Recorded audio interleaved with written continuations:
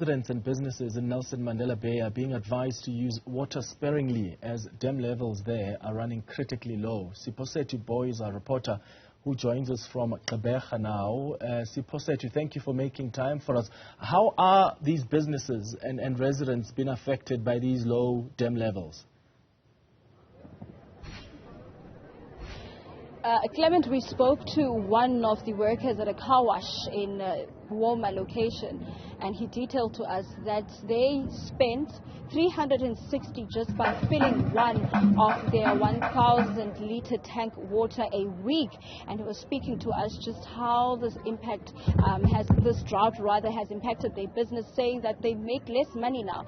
It's also January, considering the fact that load shedding also plays a part, because the car wash now needs to ask for electricity, or rather use a connection from a nearby home, which then means that they'll have to spend 250 a month, including the 360 that they're already paying for, as far as hiring a water truck that does go to the business and also just supply them with water. So businesses like the car wash, that's the only business we managed to speak to this morning, simply because it is a weekend, and some of the businesses like salons, including laundries, were not yet open. But it doesn't only affect those residents who work in such spaces. You will consider and also remember that schools are also opened now. It is probably like the third week of school, which then means that they're going to use a bit of water more. And of course, the issue of tourism as well. We still have tourists that are visiting Nelson Mandela Bay.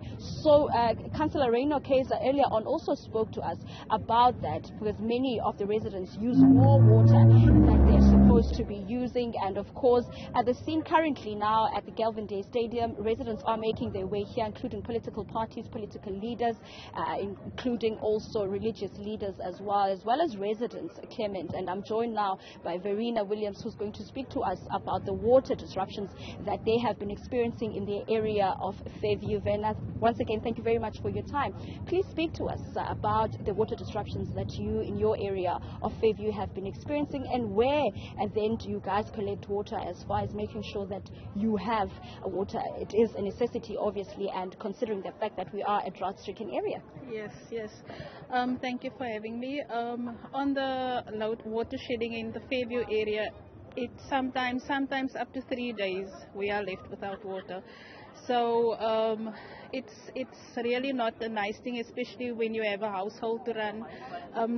We do have water points where we collect the water, but they also send out the tankers sometimes, but you have to be at their mercy. You have to wait until they arrive. And in the meantime, what do? We need to go buy water if we don't have water. So it's really not a nice situation.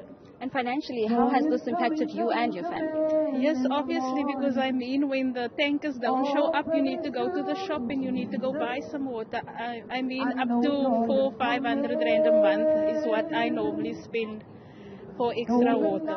Why was it so important for you to also be a part of the prayer session that's going to be held here today at the Galvin Stadium, and also just praying for water?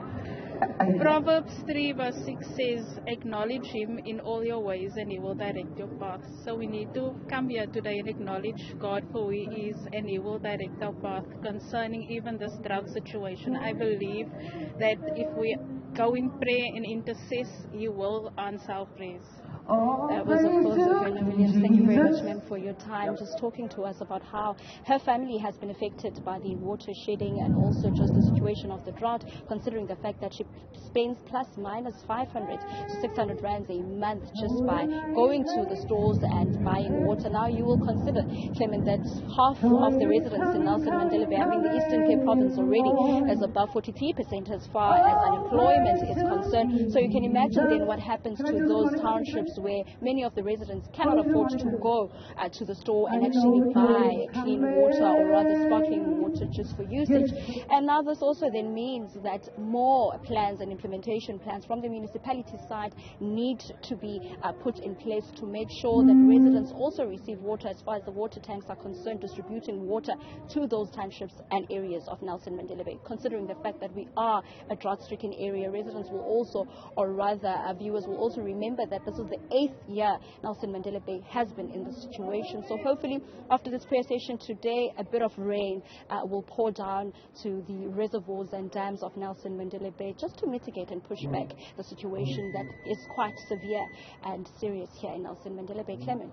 All right, Siphosethu, thank you for that update.